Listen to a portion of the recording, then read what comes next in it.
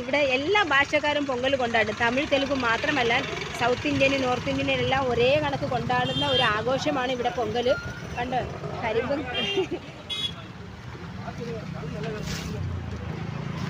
വഴിയോര കാർച്ചകളെന്താ തേങ്ങ വിൽക്കാൻ വെച്ചിരിക്കുന്നു.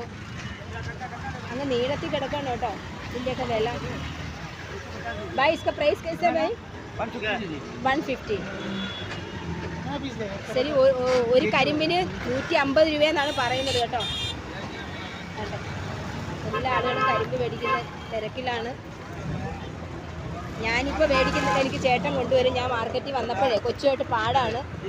ഓരോരുത്തർ കരിമ്പൊക്കെ 2-3 മേടിച്ചവർക്ക് കെട്ടിക്കൊടുക്കുകയാണ്. 150 है, कम नहीं करता. Happy Pongal, happy Pongal.